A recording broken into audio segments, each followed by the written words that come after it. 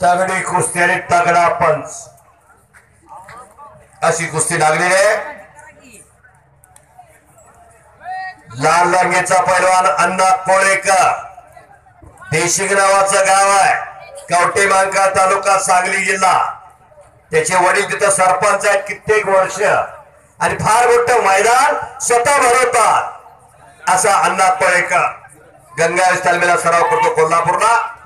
आणि विलास डोई फोडे काळ्या रंगीचा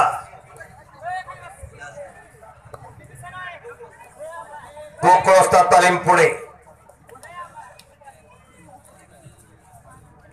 दत्ता गायकवाडचा बट्टा एकेरी पाठ पकडलेला विलासनं आणि कब्जा घेतला विलास डोई फोडेनं।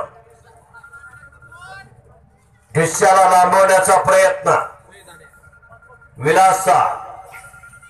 तज्ञ पंच 51 गजेचा मालक कुस्ती सम्राट असलम काजी सरपंच म्हणून आहे तिथं। एक कौतुक सांगतो असलम काजीचा, 150 ते 200 मुलं त्यांच्याकडे सरावाला आहे।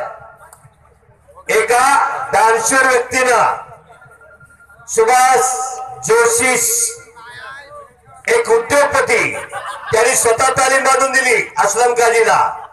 2 एकर जागा मोकळी करून दिली तालमीसाठी, जिथं 8 ते 9 लाख रुपये गुंठा आहे। 2 एकर जागा दिली आणि तिथं 1.5 ते 2 लाखाची तालीम बांधून दिली असलम काजीला।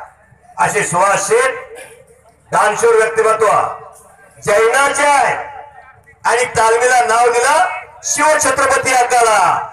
आणि तालीम कुणाच्या ताब्यात दिली? या मुसलमानाच्या पोराच्या।